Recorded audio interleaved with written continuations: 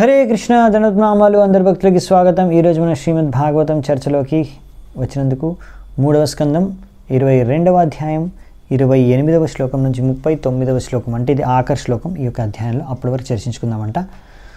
So ఈరోజు చర్చలో ముఖ్యంగా స్వయంభూమను తన రాజధాని భరిష్మతికి వెళ్ళిన తర్వాత అక్కడ ఏం జరిగింది, ఏం చేశారు, ఆయన తన జీవితాన్ని ఎలా గడిపారు, అందులోంచి మనం ఏం నేర్చుకోవచ్చు అన్నీ చూద్దామంట.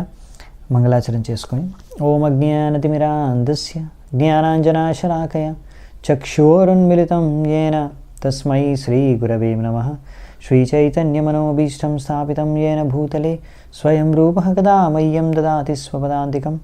వందేహం శ్రీగురూన్ శ్రీయుతాపదకమలం శ్రీగురూన్ వైష్ణవాంశ శ్రీరూపం సాగ్రజాతం సహగణ రఘునాథాన్వితాం తం సజీవం సాద్వైతం సావధూతం పరిజనసహితం కృష్ణచైతన్యదేవం శ్రీరాధాకృష్ణపాదాన్ సహగణలలితా శ్రీవిశాఖాన్వితాంశ నమాభూం విష్ణుపాదాయ కృష్ణప్రేష్టాయ భూతలే శ్రీమతే భక్తివేదాంతస్వామినితి నామినే. నమస్తే సారస్వతే దేవే గౌరవాణి ప్రచారిణే నిర్విశేషః శూన్యవాది పాశ్చాత్యదేశతారిణే. నమో మహావదన్యాయ కృష్ణ ప్రేమప్రదాయతే కృష్ణాయ కృష్ణ చైతన్యనామినే గౌరత్విసే నమః. హే కృష్ణ కరుణా సింధు దీనబంధు జగత్పతే గోపేశ గోపికా కాంత రాధాకాంత నమోస్తుతే. తప్త కాంచన గౌరాంగీ రాధే వృందావనేశ్వరి వృషభానుసుతే దేవి ప్రణమామి హరిప్రియే. నీలాచల నివాసాయ నిత్యాయ పరమాత్మనే బలభద్రా సుభద్రాభ్యాం జగన్నాథాయ తే నమః. వాంఛాకల్పతరుభ్యశ్చ కృపా సింధుభ్యేవ చ పతితానాం పావనేభ్యో వైష్ణవేభ్యో నమో నమః. జయ శ్రీకృష్ణ చైతన్య ప్రభు నిత్యానంద శ్రీ అద్వైత గదాధర శ్రీవాసాది గౌరభక్తవృంద. హరే కృష్ణ కృష్ణ కృష్ణ హరే హరే హరే రామ రామ రామ హరే హరే. హరే కృష్ణ. సో 28వ శ్లోకం. తమ్మాయంతం అభిప్రేత్య బ్రహ్మావర్తాత్ ప్రజాపతిం గీత సంస్తుతి వాదిత్రై ప్రత్యుద్యూః ప్రహర్షితాః. సో వాళ్ళ హర్షాన్ని వ్యక్తం చేశారంట. వాళ్ళ యొక్క రాజు మహారాజు తిరిగి రావడాన్ని చూసి.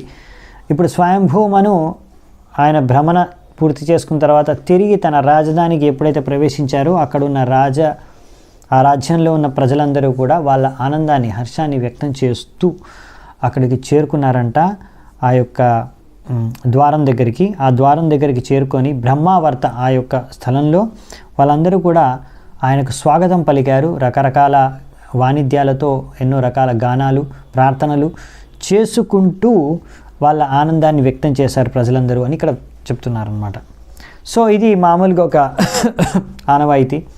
ఎప్పుడైతే రాజు ఆయన యొక్క ఏ పని మీద అయితే బయటికి వెళ్ళారో రాజ్యం నుంచి, అది దాని తర్వాత ఆ పని అయిపోయిన తర్వాత తిరిగి వచ్చినప్పుడు ఆ రాజధానికి ప్రవేశించినప్పుడు ఆ ద్వారం దగ్గరే ప్రజలందరూ కూడా వచ్చి బాగా వాళ్ళందరినీ అలంకరించుకొని ఎంతో ఆనందంతో ఒక పండుగ చేసుకునే విధంగా అటువంటి వాతావరణాన్ని నెలకొల్పుతూ అందరూ కూడా గానాలు ప్రార్థనలు వాణిజ్యాలు వాయించడం ఇలా ఎన్నో రకాలుగా వాళ్ళ యొక్క హర్షాన్ని వ్యక్తం చేసి స్వాగతం పలుకుతారు.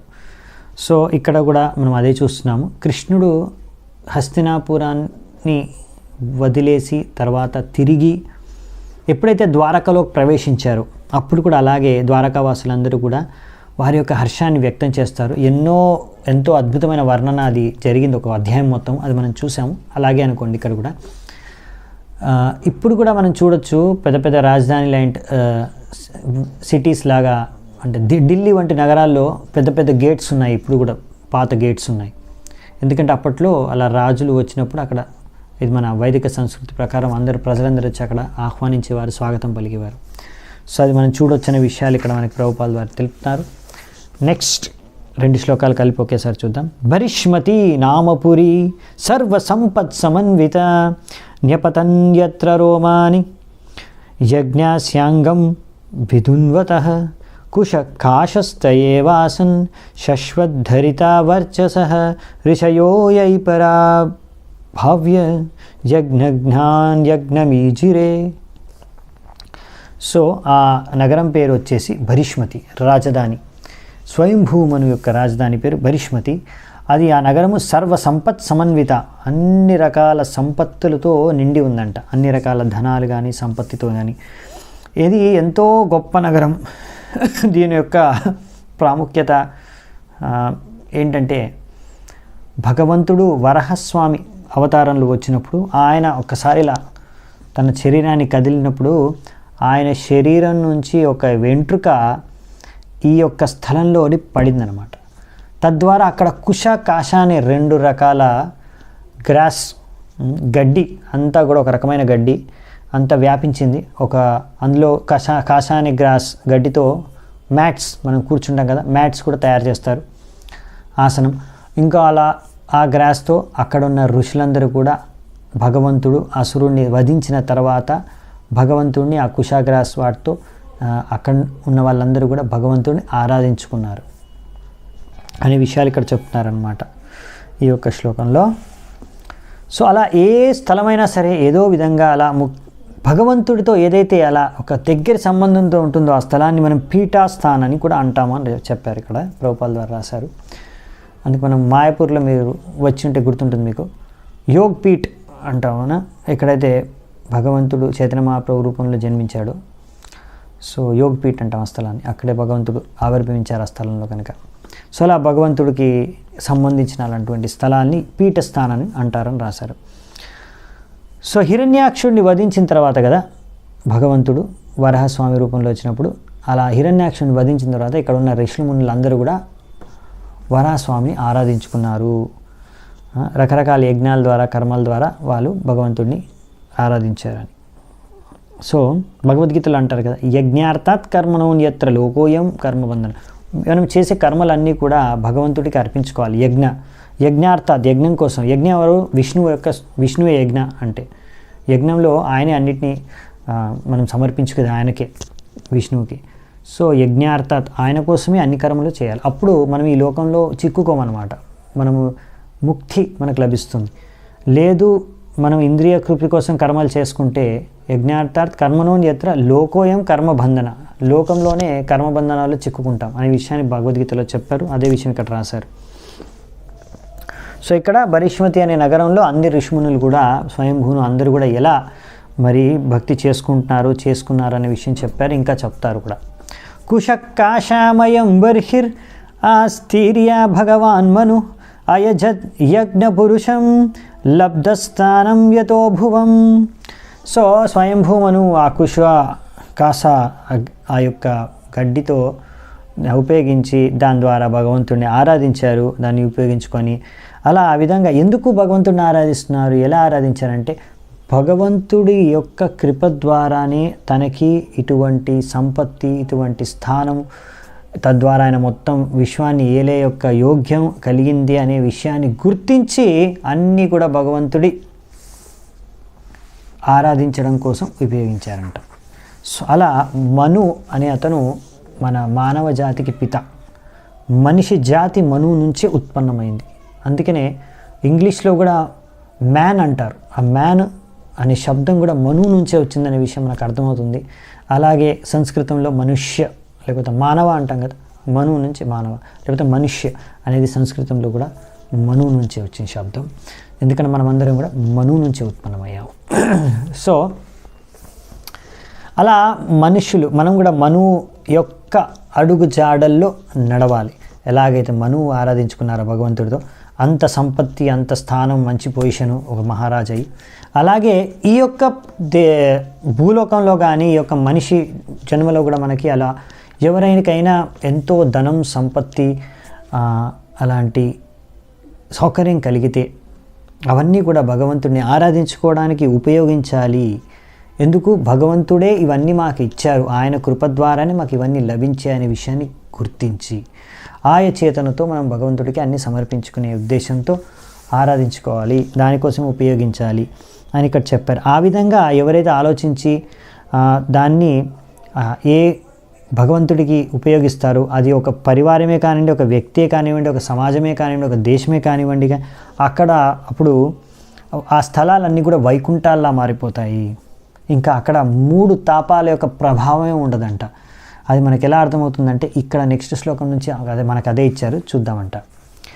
బరిష్మతిం నామ విభుర్ యాం నిర్విశ్య సమావసత్ తస్యాం ప్రవిష్టో భవనం తాపత్రయ వినాశనం. ఇక్కడ భరిష్మతి నగరంలో ప్రవేశించిన తర్వాత ఎక్కడైతే స్వయంభూమను ముందు కూడా నివసించేవాడో ఆ యొక్క ఆయన రాజమహల్లోకి ప్రవేశించగానే అక్కడ ఉన్న వాతావరణం ఎలా ఉందంటే 3 తాపాల యొక్క ప్రభావం అక్కడ లేదంట మరి వాతావరణంలో. ఎందుకంటే ఈ యొక్క భౌతిక ప్రపంచంలో 3 రకాల తాపాలు ఉంటాయి, అవునా? 3 రకాల తాపాలు మనం ముందు కూడా చర్చించుకున్నాము. ఇది ఆధ్యాత్మిక క్లేశ, ఆది భౌతిక క్లేశ, ఆది దైవిక క్లేశ. సో ఇవన్నీ క్లేశాల యొక్క ప్రభావం ఉండదంట. ఎందుకు అంటే ఇక్కడ ఈ క్లేశాలు భౌతిక ప్రపంచంలో ఉంటాయి, కానీ కృష్ణ భావనామృతంతో ఉన్న వ్యక్తి పైన వీటి ప్రభావం ఉండదు. ఎందుకంటే అటువంటి వ్యక్తికి స్వర్గంలో ఉన్న నరకంలో ఉన్న ఆయనకి ఎక్కడా తేడా లేదు. ఆయనకి ఎప్పుడు కృష్ణ భావనామృతం అయి ఉంటాడు కనుక ఆయన పైన ప్రభావం చూపలేవు అని చెప్తున్నారు ఇక్కడ. అది ఉద్దేశంతో చెప్తున్నారు. అంటే మీరు 3 తాపాల నుంచి బయటపడాలి అంటే ఇదే మార్గం అనమాట. మరి స్వయంభూముని ఏం చేశాడు? అటువంటి వాతావరణ ఎలా మరి నెలకొల్పాడు తన రాజధాని ఇందులో రాజమహల్లో అంటే అది వచ్చే శ్లోకాల్లో వర్ణించారు. సభార్య సప్రజ కామాన్ భుభుజేన్య విరోధతః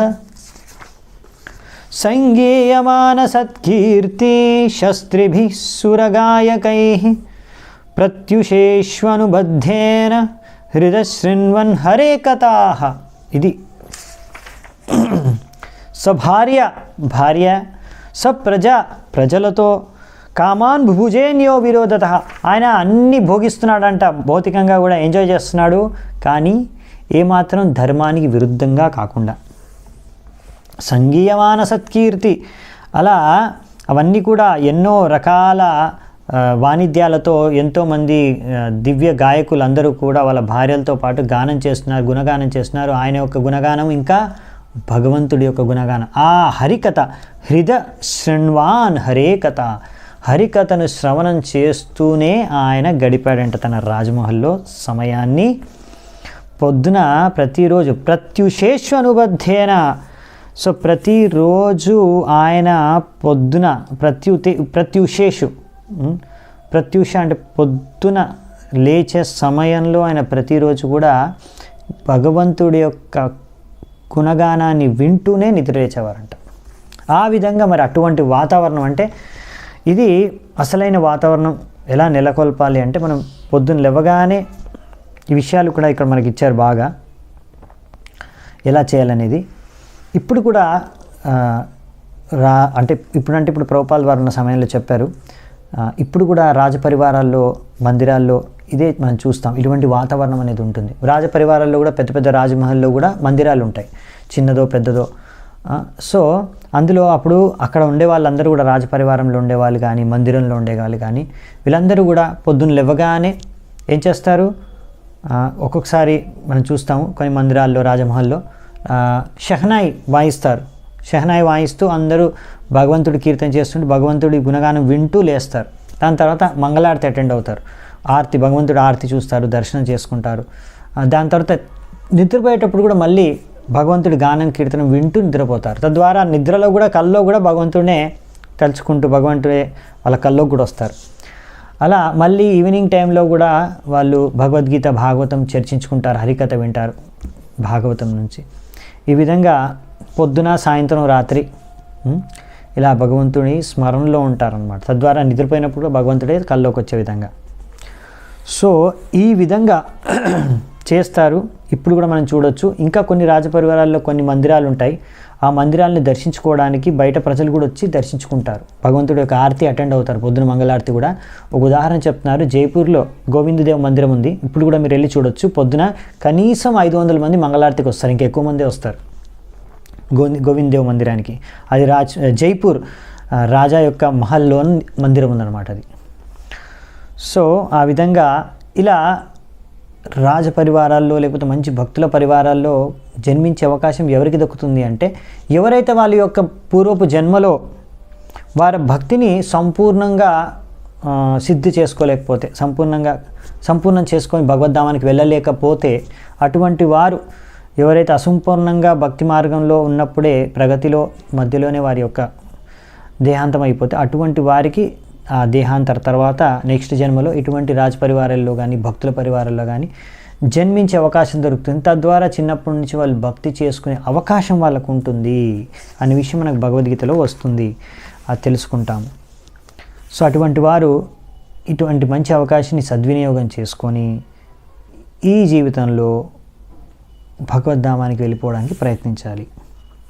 నిష్ణాతం యోగమాయాసు మునిం స్వయంభువం మనుం యద్ ఆభ్రంశయిత్తుం భోగ నశేకుర్ భగవత్పరం. సో ఈయన ఇక్కడ రాశారనమాట. ఆయన ఏమని, ఈ స్వయంభూమను రాజర్షి భౌతికంగా ఆనందిస్తూనే భౌతిక ప్రపంచంలోనే ఉంటూ భౌతికంగా ఆనందిస్తూ కూడా ఆయన ఎప్పుడూ ఆ భౌతిక సుఖానికి ఆసక్తి కానీ లేకపోతే భౌతిక సుఖం ద్వారా దానికి ఆసక్తి పట్ల భక్తి జీవితం నుంచి భక్తి మార్గం నుంచి పతనం కానీ ఎప్పుడు జరగలేదు. ఆయన ప్రతిదీ కూడా ఎన్ని భౌతికంగా ఆస్వాదిస్తున్న అన్నిట్లో కూడా కృష్ణ భావనామృతంతో ఉండే ఆయన ఆస్వాదిస్తున్నాడంట. తద్వారా ఆయన ఎప్పుడు కూడా ఆ కృష్ణ భావనామృతంతో నిండిన ఆ అట్మాస్ఫియర్లోనే, అంటే ఇప్పుడు అవి ఇక్కడ చెప్తున్నారన్నమాట. అంటే మనము ఈ భౌతిక ప్రపంచంలో నివసించినప్పుడు భక్తి చేసుకునే మార్గం ఇదేదైతే ఉందో మనం కృష్ణ భావనామృతం మార్గం భక్తి మార్గంలో మనమేమి అన్నీ త్యాగం చేసేసి హిమాలయాల్లో ఒక అడవుల్లోకి వెళ్ళి మనం భగవంతుడిని ఆరాధించుకోవట్లేదు. మనం ఉన్న చోటే ఉండి కూడా మనం ఈ ప్రపంచంలో ఉండే ఇక్కడ అందరితో మధ్యలో ఉండే అన్ని భౌతిక సౌకర్యాలు సువిధలు వస్తువులు మధ్యలో ఉండే కూడా అన్ని భౌతికంగా మనం ఉపయోగించుకొని భోగించుకొని భగవంతుడిని ఆరాధించుకోవచ్చంట, అంతే కదా. కాకపోతే కొన్ని శాస్త్రానుసారంగా శాస్త్ర విరుద్ధం కాకుండా శాస్త్రానుసారంగా నియంత్రించుకొని మనము ఆరాధించుకోవడం భోగించడం అనేది జరుగుతుంది కృష్ణ భావనామృతంలో. అంటే ఇప్పుడు మనం ఆహారం యుక్తాహార విహారస్య యుక్త చేష్టస్య కర్మసు యుక్త స్వభావబోధస్య యోగబోధి దుఃఖ భగవద్గీతలో అంటారు కదా కృష్ణుడు. సో ఇది ఈ విధంగా నువ్వు చేస్తే నీకు ఇంక ఏ దుఃఖాలు ఉండవు ఇలాంటి యోగలో. యుక్తాహార నువ్వు ఆహారం తీసుకోవాలి కానీ రెగ్యులేటెడ్, అంటే ఏది పడితే అది కాదు, భగవంతుడి ప్రసాదం అలా. యుక్తాహార విహారస్య, సో మనకు అలా రిక్రియేషన్ కూడా అవసరం అన్నమాట. సో మనం తీర్థయాత్రకి వెళ్తాము లేకపోతే ఇలా కీర్తన చేస్తాం, ఇదంతా కూడా ఒక రిక్రియేషన్ లాంటిది. సో యుక్తాహార విహారస్య ఇలా అన్ని రకాల కర్మలు కూడా భగవంతుడితో కూడుకొని మనం భౌతిక జగతంలో అన్ని రకాల పనులు కూడా చేసుకుంటూ కూడా మనం కృష్ణ భావనామృతంలో ఉండి హరే కృష్ణ కృష్ణ కృష్ణ హరే హరే హరే రామ రామ రామ హరే హరే మహామంత్రాన్ని కీర్తన జపం చేసుకుంటూ ఆనందంగా భక్తి చేసుకోవచ్చు. అయాతాయామస్తస్యాసం యామస్వాంతరాయాపనాః శృణ్వతో ధ్యాయతో విష్ణోః కుర్వతో బ్రువతః కథాః. సో ఇక్కడ అలా తన జీవితాన్ని మనువు గడుపుతున్నాడంట. ఆయన జీవితం ఆయువు ఎంతో తెలుసా? ఒక మన్వంతర ఆయువు. ఒక మన్వంతర ఆయువు అంటే చాలా పెద్దది. ఆయన అంత ఆయువు కూడా ఒక్కసారి ఒక్క క్షణం కూడా వ్యర్థం అవ్వలేదంట. ఎందుకు వ్యర్థం అవ్వలేదు అంటే ఆయన మొత్తం జీవితకాలం అంతా కూడా ఏం చేశాడు? శృణ్వతో ధ్యాయతో విష్ణు, వినడం, ధ్యానం, కుర్వతో బ్రువత కథ, ఆయన హరికథ చెప్తున్నాడు, హరికథ వింటున్నాడు, హరిపైన ధ్యానం చేస్తున్నాడు. అందుకే ఆయన ఒక్క క్షణం కూడా వ్యర్థం అవ్వలేదంట, ఇంత పెద్ద జీవిత కాలం ఉన్నా సరే. మామూలుగా అందుకనే మామూలుగా ఏంటంటే మీరు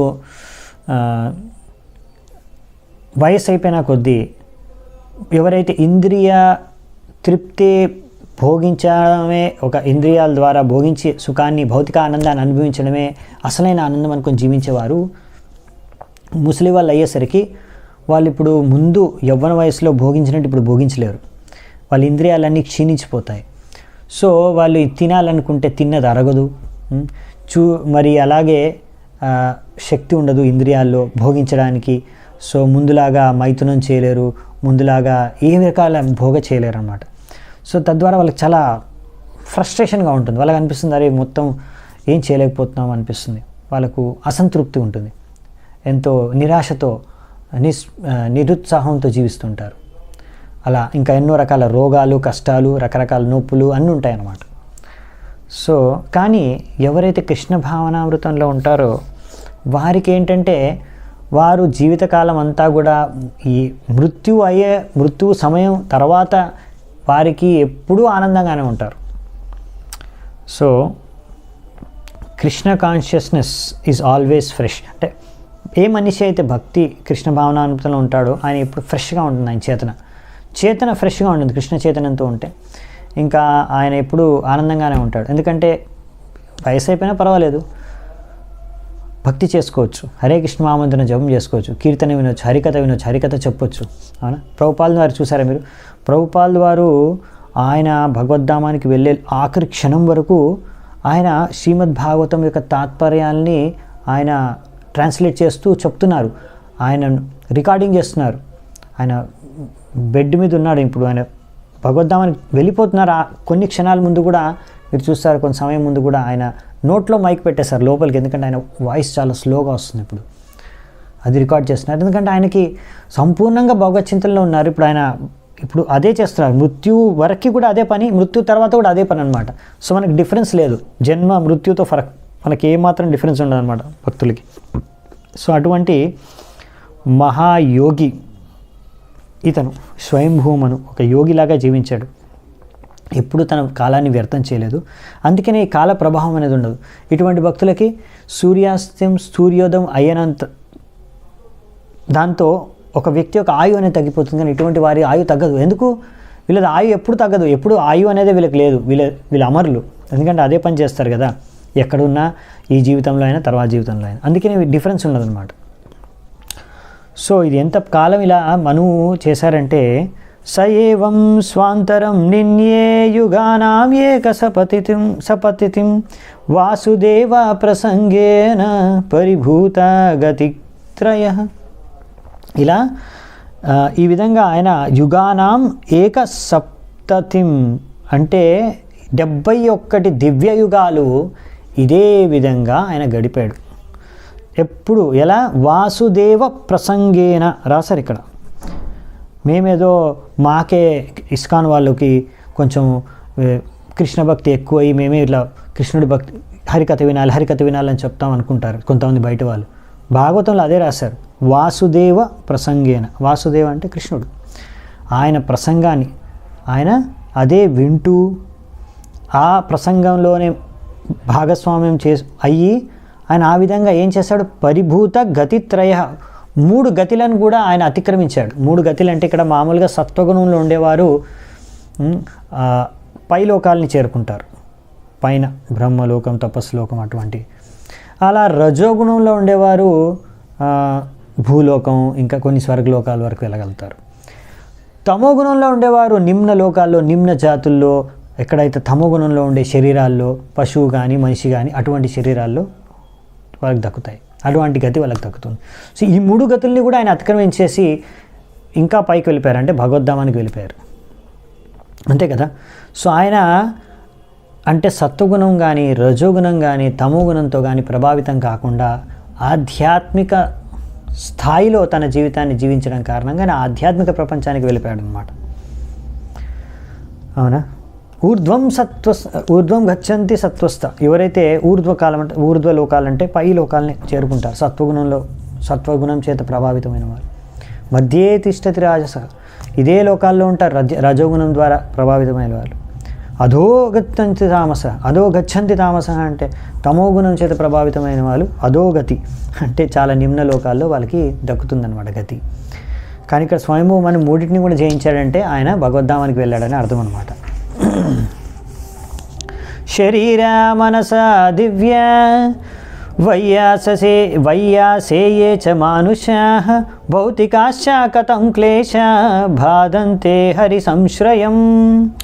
ఓ విదురా, ఏ వ్యక్తులైతే భగవంతుడిని సంపూర్ణంగా కృష్ణుడిని భక్తితో ఆశ్రయించారో అటువంటి వ్యక్తులకి మనస్సు, శరీరం, ఇటువంటి ప్రకృతి ఇంకా ఇతర జీవుల ద్వారా కలిగే క్లేశాలు వారు పీడితమయ్యే అవకాశం ఎలా ఉంటుంది? అవకాశమే లేదు. సో అదే విషయం మనం ముందు కూడా చర్చించుకున్నాం. అదే విషయం ఇక్కడ మనకి విదురుకి మైత్రేయుని చెప్తున్నారు. రైట్.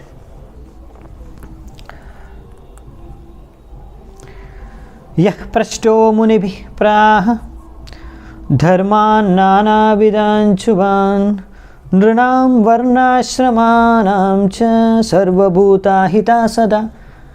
అలా కొంతమంది ఋషులు మునులు ఆయనకు ప్రశ్నలు అడగ్గా స్వయంభూవును దయతో అన్ని రకాల ధర్మాల గురించి, అన్ని ప్రజలకు హితం కోరి, సర్వభూత హిత సదా వర్ణాశ్రమ ధర్మం గురించి, ఇంకా అన్ని కర్తవ్యాల గురించి ఆయన విస్తృతంగా చెప్పారంట, వివరించారంట, అందరి యొక్క హేతువు కోరి. ఏతత్ ఆదిరాజస్య మనోశ్చరితం అద్భుతం వర్ణితం వర్ణనీయస్య తద్ అపత్యోదయం శృణు. ఇప్పుడు ఏం చెప్తారంటే, ఇప్పటివరకు నేను నీకు అద్భుతమైన చరిత్ర స్వయంభూమనుది, ఏదైతే వినవలసిన చరిత్ర ఒక మహారాజుది, అటువంటి చరిత్రను నీకు వర్ణించాను.